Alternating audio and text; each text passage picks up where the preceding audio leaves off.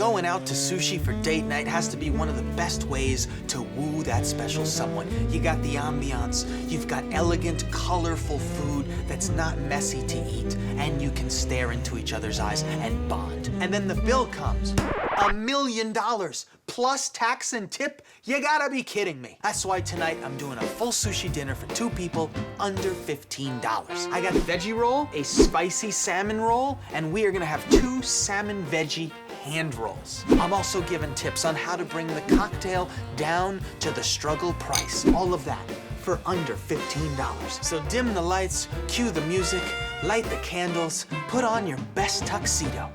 T-shirt, let's get romantic. Life can be a struggle, but a good meal doesn't have to be. We can make creative, nutritious, and inventive dishes that won't break the bank. Welcome to Struggle Meals. Sushi has to be the ultimate date night food, especially in a restaurant, but it's very, very expensive. So we need to make it at home. But there's other problems that come with making sushi at home, mainly the cost of sushi-grade fish. It's extremely expensive and it adds a lot of stress. That's why our sushi tonight is gonna start with baked salmon. We can get a lower cost fish and eliminate all the stress of, is it raw, am I gonna get sick? The answer is no and no. You definitely wanna prep the ingredients in advance, but maybe you wanna assemble them together. That would be lovely. So very simply, we take our salmon, we add some salt, we add some pepper, and this goes into the oven 350 degrees for 12 minutes. Aside from the fish and the rice inside of sushi, it's very important that there are pickled vegetables. It's all about texture and color. We can achieve that very quickly. We're gonna start with some white vinegar in a pan. We need that acidity. Here comes some water, tiny bit of salt. This is a very, very simple, quick pickle brining liquid. It's very important that it's acidic and sweet. So, to the packet drawer, we get 2 sugars.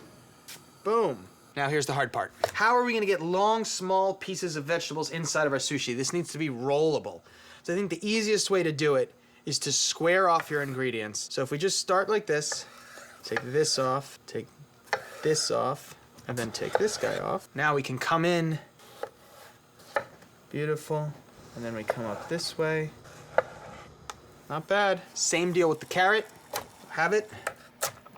It's a little bit harder with the carrot. It's smaller. It's firmer, but you can do it. I have faith. All right, that's pretty good. So here they are. Our pickling liquid has boiled. It's still hot, and I think that that means you're gonna get much better absorption. And okay, now, these get a top. It's time to set these aside, let them cool, turn into pickles while we continue making the sushi. What's next? Rice. A lot of sushi masters will argue that the rice is more important than the fish. The first thing that you gotta do, you cannot skip the step, is rinse the heck out of your short grain or sushi rice. There's so much starch on here that you can let it soak in a bowl and rinse it maybe 3 times, or just keep running water over it until it runs clear. That's gonna prevent all of the rice from sticking to itself. We want each kernel to be completely separate from the other kernels. So we start with water in the only small pot that I have, and the rice goes in. What kind of rice, Frank? Super rinsed rice, Frank! I'm bringing the rice just to a boil, turning the heat all the way down, putting the top on, and cooking it through. The next most important thing is flavoring the rice. That's right, sushi rice is flavored with sugar and rice wine vinegar. So here we go. Come in with some rice wine vinegar. 1, 2 tablespoons of that, and some sugar from the packet drawer. 2 of these. So the sugar here, if you put your finger in it, balances out that rice wine. It's delicious. I'm gonna come in with the rice. I'm bringing it into the flavor, and I am just going to sort of like fold it and press it with the largest spoon that I have. So how long do you mix this? You mix it until all the liquid is absorbed. This is gonna seem much wetter than you think it should. And I don't know if you can see that at home, but it's quite glossy and wet. That is all done. Here's our beautiful baked salmon. It is getting very, very exciting in this kitchen because I have all of my stuff in place. I have done all my prep. That means when the date walks through the door, we can assemble together. Not only is this fun and will most likely produce many, many laughs, but it cuts through the awkwardness of a date because you've got something to do. You've got your large piece of nori. This is like a compressed, shredded, and roasted seaweed. It's very easy to find in your supermarket, and I'm gonna cut it in half. So here we come in with our salmon. So I'm going to take exactly 1/2 of the salmon, skin-free, and just kind of do this. That's the traditional technique right there. So, water is the enemy of nori. And I don't want any enemies on date night because the vibe is so good. So I'm gonna take this, I'm gonna put it in my hand. The very first thing we do is we wet our hand because water is the best friend of rice. Do you see the problem here? So we're gonna take a little bit, less than you think, and we're just gonna come in on a 45-degree angle like this, right across, leaving room to actually put some ingredients. Now, if your hand is not wet enough, some kernels stick to it, but that's why you've got this little bowl here so that you can eliminate the stickage. See, stick free now. And also that wet hand really helps you move the rice around. Okay, so it's stuck on there really nice, 45-degree angle. Let's get some of the salmon in there, sort of along the side right here like this. You can put a little more at the top than the back because this does roll out in sort of like a cone shape. Now, come in with some cucumbers. I like to have them sticking out the top a little bit and get some visual on that. Okay, some carrots, and you're gonna roll it up all the way. A little pinky with some water right on the tip here. This is our glue. Bring that in, seal it. And here's my salmon hand roll. I'm gonna make another one. We've got our nori in our hand. We try to get a little rice and put it there. Putting some pickles, coming in with the carrots. Salmon coming in. And I'm rolling it out. Oh no. Not the world's prettiest hand roll, but the effort is there, and I think my date will love it. Hand rolls are meant to be eaten right away, so nosh on them while you start making the regular rolls. You know, the traditional sushi roll. I'm thinking spicy salmon. So let's make that sauce. It can be done with the packet drawer completely. 2 mayos, 2 hot sauces. Coming in with the mayo. Fat, good vehicle for spice. Got the sriracha. Equal parts mayo and hot sauce. Let's mix it up. Give it a little taste. Woo! Ah, that's a spicy meatball. Got some of this. Look, it just flakes apart.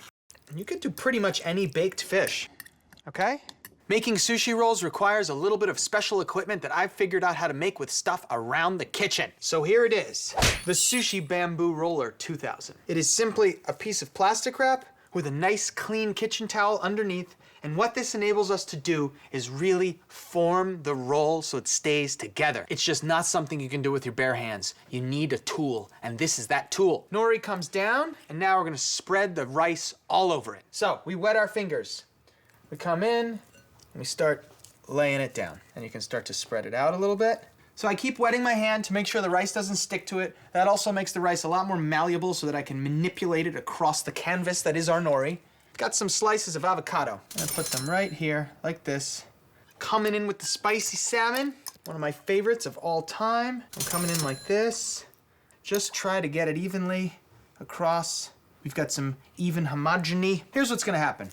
We're coming up, and we're coming over just like this here. Trying to get it tight, trying to build that side, trying to get some structure and even pressing. All right, now I peel this back. I peel back the plastic, which is a little bit difficult, but we can do it. Ooh, I feel like I'm unboxing the latest tech gadget. And we come over. Sushi roll gets cut into 6 pieces now. You always want to start in the middle, little bite point for the knife there, and then we'll figure out another 3. I'm just putting these little punctures here so that when I cut through with the knife, there's a little bite point and the knife saws through the nori more easily. What I don't want to be doing is pushing and squirting everything out the sides. So this is vital. So I'm going to come right into the bite point here, and I'm just going to saw gently 2 times. Very nice. We'll do it again, barely pressing. Okay, let's put these on the plate. Nice. Held together pretty nicely. Now let's make a veggie roll. Veggie roll! All right, so here we go again. Coming in with the water. I'm wetting my rice a little bit. I am spreading it out. Really getting down in there.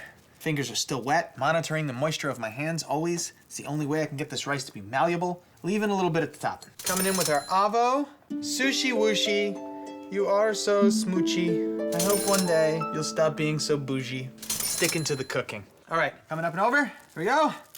And everything fell out. Pushing it back in. Very nice.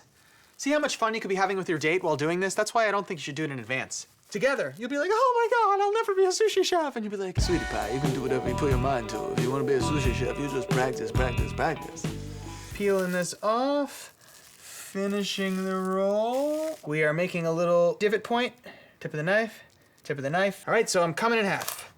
Beautiful, and everything stayed together, and we are golden. This date is going great. The other thing is you can clean your knife. I got a wet rag here. I just pull along. So between every single cut,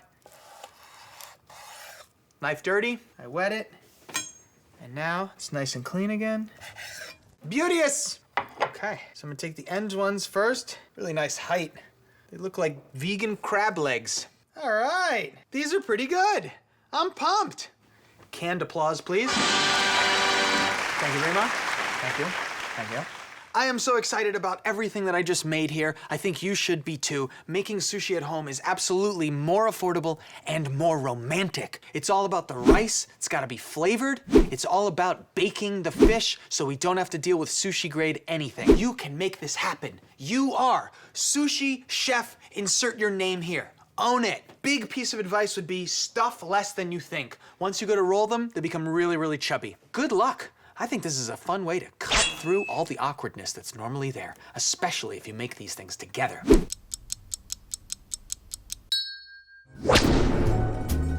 Here's a tip on how to keep your alcohol costs down while also having a romantic dinner. Keep it simple and pick a spirit that you like. There are so many cocktails that can be made with just a single spirit. There's no reason to have multiple types of alcohol. Buy boxed wine, it's cheaper than the bottles, and once you open it, it lasts much longer than the bottles. So tonight, we're gonna make a spritzer. Start by filling up your glass with some wine. Add a little bit of club soda. Finish it with some citrus and some herbs. That's it.